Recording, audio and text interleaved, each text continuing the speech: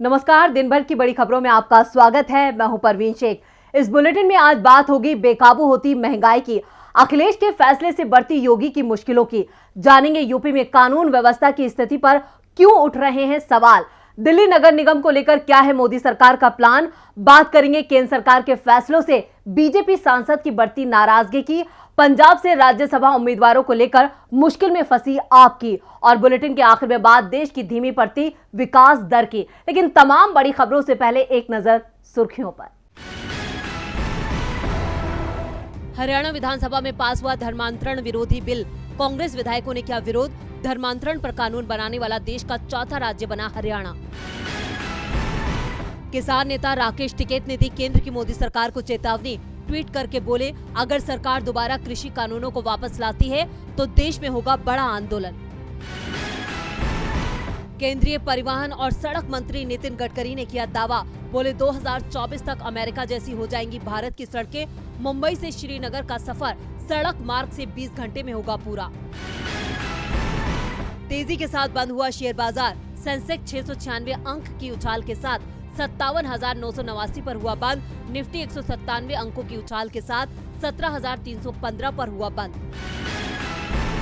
सुर्खियों के बाद बात आज की सबसे बड़ी खबर की। देश में खाने पीने के सामान लगातार महंगे हो रहे हैं, लेकिन डीजल, पेट्रोल और सब्सिडी वाले रसोई गैस सिलेंडर के दामों पर 4 महीने से नियंत्रण लगा हुआ था, क्योंकि सरकार को डर था अगर इनकी कीमत बढ़ी तो विधानसभा चुनावों में मुश्किल बढ़ जाएगी। विधानसभा चुनाव हो चुके हैं। केंद्र की कोशिशों के चलते चुनावों में महंगाई बड़ा मुद्दा नहीं बन पाई, लेकिन चुनावों के बाद अब जनता के लिए ये बड़ा मुद्दा बनने वाली है। चुनावों के दौरान बीजेपी ने महंगाई को कम करने के बड़े बड़े वादे किए, लेकिन चुनावों का परिणाम आते ही बीजेपी के सभी वादे जुमले साबित हो रहे हैं और जनता के सपने चकनाचूर हो रहे हैं। सरकार का वो धोखा और छलावा अब जनता के सामने आ गया है। विधानसभा चुनाव खत्म होने के बाद एक बार फिर महंगाई का बोझ बढ़ने से मोदी सरकार के झूठ से पर्दा उठ गया है। एक तरफ जहां दूध और पेट्रोल डीजल के दाम में इजाफा हुआ है, तो वहीं अब रसोई गैस सिलेंडर की कीमतों में भी आग लग गई है। ऑयल मार्केटिंग कंपनियों ने घरेलू गैस सिलेंडर के दाम बढ़ा दिए हैं, जिसके चलते अब विपक्ष को एक बार फिर सरकार को घेरने का मौका मिल गया है, क्योंकि चुनाव से पहले विपक्ष जनता को आगाह करता रहा था कि चुनाव होते ही महंगाई फिर बढ़ेगी, और जब ऐसा हो गया है तो विपक्ष ने सरकार को आड़े हाथों लिया है। कांग्रेस सांसद राहुल गांधी ने ट्वीट करके कहा कि गैस, डीजल और पेट्रोल के दामों पर लगा लॉकडाउन हट गया है। अब सरकार लगातार कीमतों का विकास करेगी। महंगाई की महामारी के बारे में प्रधानमंत्री जी से पूछिए तो वो कहेंगे थाली बजाओ। सिर्फ राहुल गांधी ही नहीं, सपा प्रमुख अखिलेश यादव ने भी बढ़ती महंगाई के मुद्दे को उठाते हुए सरकार पर निशाना साधा है। जनता को दिया भाजपा सरकार ने महंगाई का एक और उपहार। लखनऊ में रसोई गैस सिलेंडर हुआ 1000 के पास और पटना में 1000 के पार। चुनाव खत्म, महंगाई शुरू। बता दें कि 14.2 किलोग्राम वाला घरेलू एलपीजी सिलेंडर 50 रुपए महंगा हो गया है। सिर्फ सिलेंडर ही नहीं, पेट्रोल और डीजल के दामों में भी 80 पैसे प्रति लीटर का इजाफा हुआ है। यानी साफ है कि चुनाव के बाद सरकार का खेल फिर शुरू हो गया है, जिसकी कीमत लोगों को चुकानी पड़ेगी। चुनाव खत्म, महंगाई शुरू। अभी ये शुरुआत है। हर दिन हमें डीजल, पेट्रोल के दामों में उछाल देखने को मिल सकता है। यानी चुनाव जीतने के बाद बीजेपी को आम आदमी की जरूरत नहीं रह जाती, भले ही चुनाव परिणाम कुछ भी आए।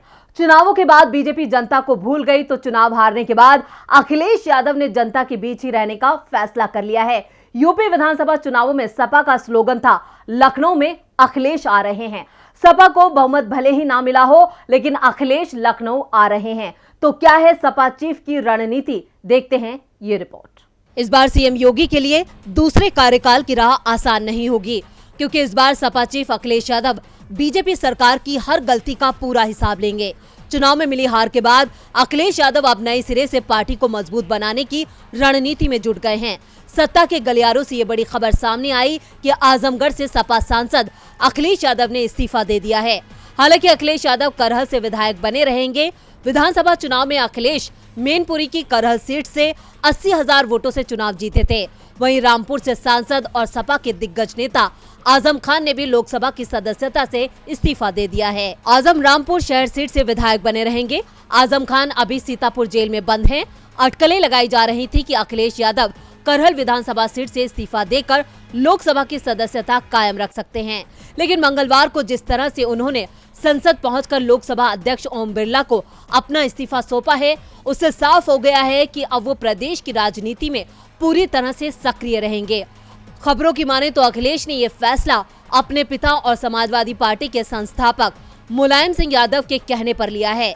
इस्तीफे के बाद अखिलेश यादव प्रदेश की राजनीति पर पूरा फोकस करेंगे। लोकसभा सीट से इस्तीफा देकर अखिलेश यादव ने ये संकेत भी दे दिए कि वो प्रदेश की राजनीति नहीं छोड़ेंगे। उनके निशाने पर अब 2024 के लोकसभा चुनाव हैं, जिसके लिए अभी से ही विपक्षी दलों का मजबूत गठबंधन बनाने की कोशिश सपा की ओर से शुरू की जाएगी। इस बात का भी दावा किया जा रहा है कि अखिलेश यादव राम गोविंद चौधरी की जगह विपक्ष के नेता बने।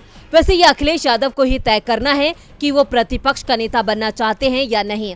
अगर अखिलेश ये जिम्मेदारी उठाते हैं तो वो आसानी से भाजपा की सरकार को घेर सकते हैं। बीजेपी के खिलाफ अब लखनऊ में रहकर अखिलेश रणनीति बनाएंगे, जिससे योगी सरकार बेलगाम ना हो जाए। जैसे चुनाव जीतने के बाद बीजेपी के नेता और कार्यकर्ता हो गए हैं।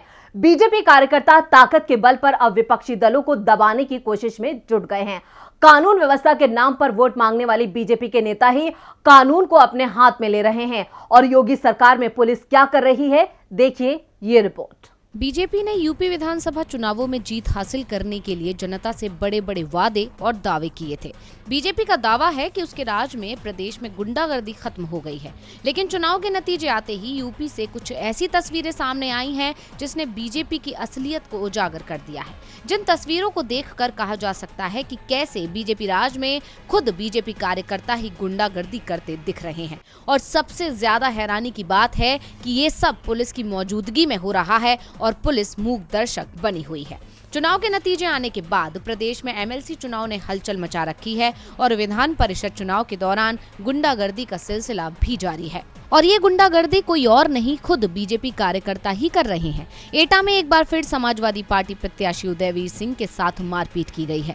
दरअसल उदयवीर सिंह नामांकन फॉर्म की स्क्रूटनी के लिए मंगलवार को कलेक्ट्रेट पहुंचे थे। इस दौरान कुछ लोगों ने उन्हें घेर लिया और मारपीट करने लगे। इतना ही नहीं, उनके कपड़े भी फाड़ दिए गए, लेकिन मौके पर मौजूद पुलिस के दर्जनों सिपाही तमाशबीन बने रहे।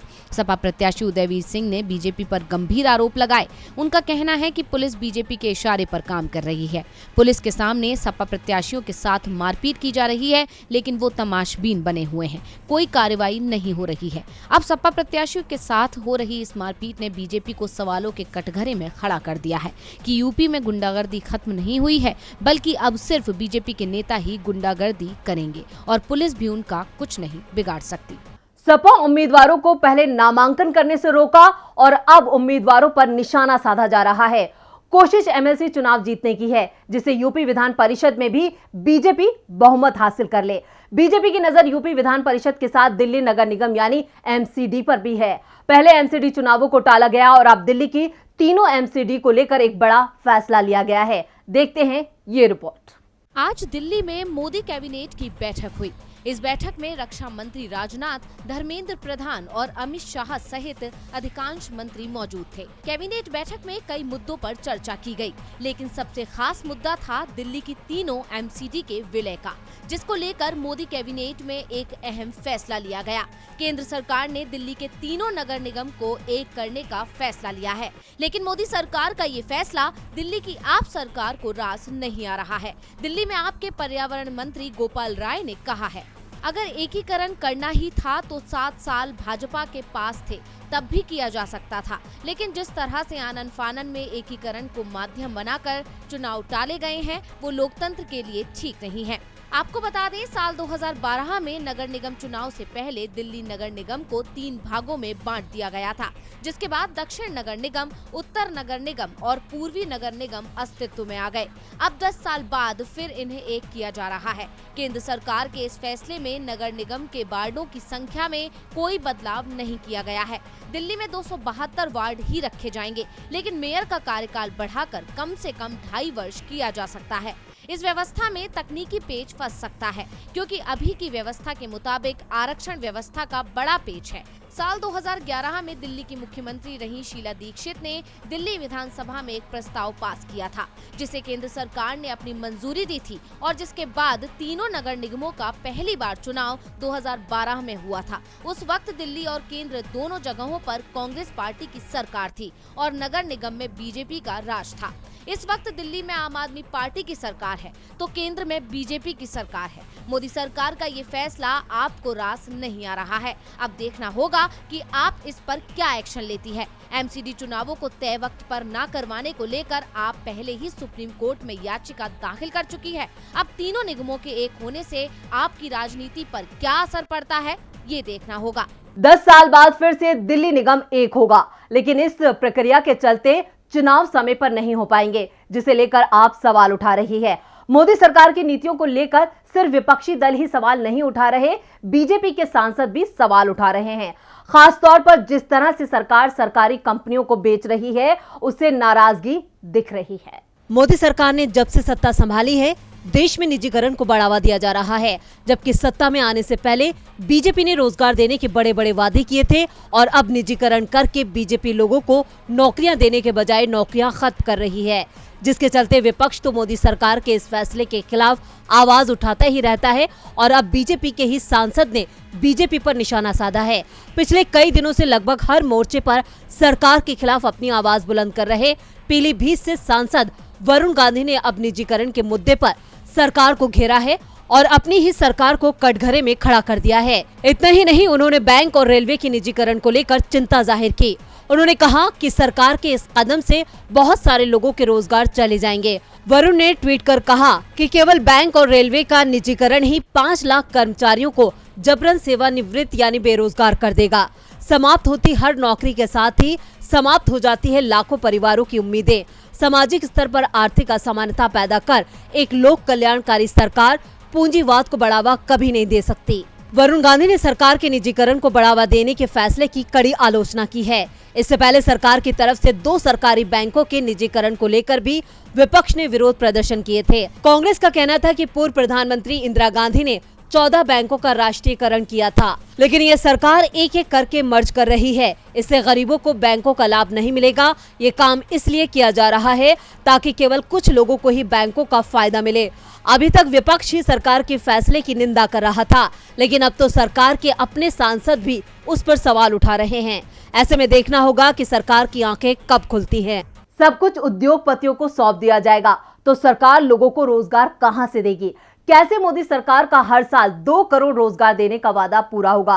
केंद्र सरकार की नीतियों पर सवाल है, तो हाल ही में पंजाब की सत्ता में आई आपकी रणनीति भी सवालों में है। आपने पंजाब राज्यसभा चुनावों में जिन्हें उम्मीदवार बनाया, उस पर सवाल उठ रहे हैं। आम आदमी पार्टी ने बैठे बिठाए विपक्ष को बड़ा मुद्दा दे दिया है और अब इस सियासी मुद्दे पर आप बैकफुट पर है। आपने सोमवार को राज्यसभा की 5 सीटों पर उम्मीदवार की घोषणा की थी, लेकिन उम्मीदवारों के सिलेक्शन को लेकर आम आदमी पार्टी विपक्ष के निशाने पर आ गई है। आप पर विपक्ष आरोप लगा रहा है कि पार्टी ने राज्यसभा चुनाव के लिए गैर पंजाबी और बाहरी उम्मीदवारों पर भरोसा जताया है। अरविंद केजरीवाल पंजाब को दिल्ली से चलाना चाहते हैं, इसलिए उन्होंने पंजाबियों पर भरोसा नहीं किया। आपने सोमवार को पूर्व cricketer Harbhajan Singh, lovely professional university के संस्थापक अशोक मित्तल, दिल्ली से पार्टी विधायक राघव चड्डा, आईआईटी दिल्ली में असिस्टेंट प्रोफेसर संदीप पाठक और उद्योगपति संजीव अरोड़ा को 31 मार्च को होने वाले राज्यसभा चुनाव के लिए अपना कैंडिडेट बनाया है।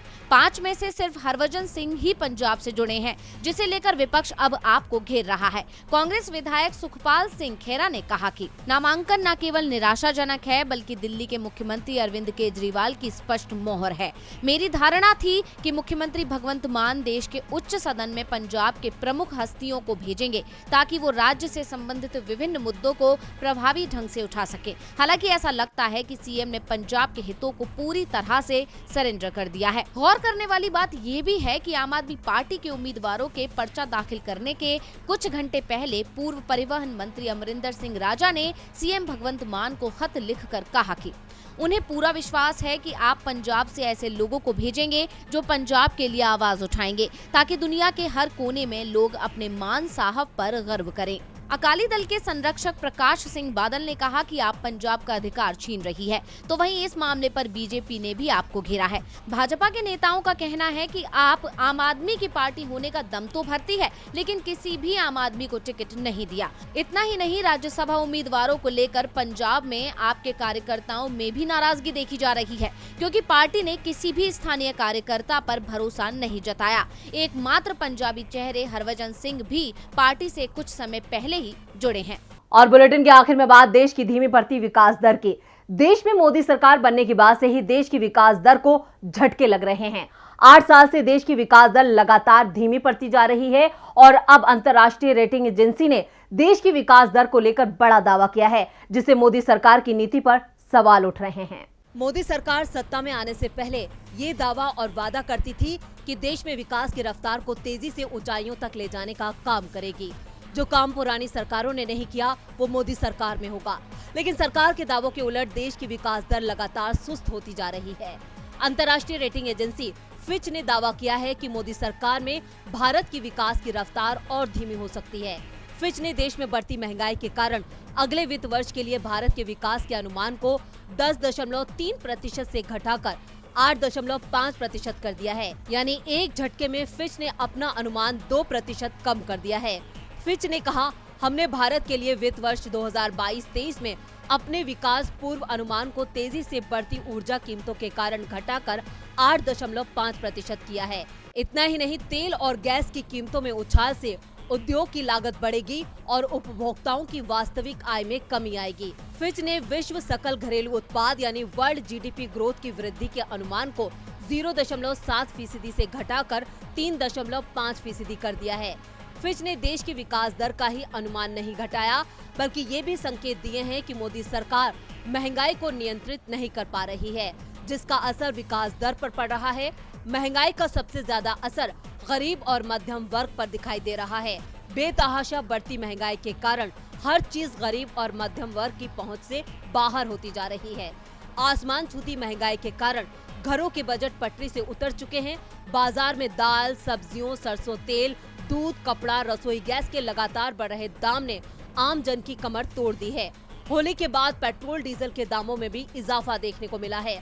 जाहिर सी बात है कि जब देश में इतनी महंगाई होगी तो देश की अर्थव्यवस्था का क्या हाल होगा। तो आज इस बुलेटिन में बस इतना ही। देखते रहिए डीबी लाइव। नमस्कार।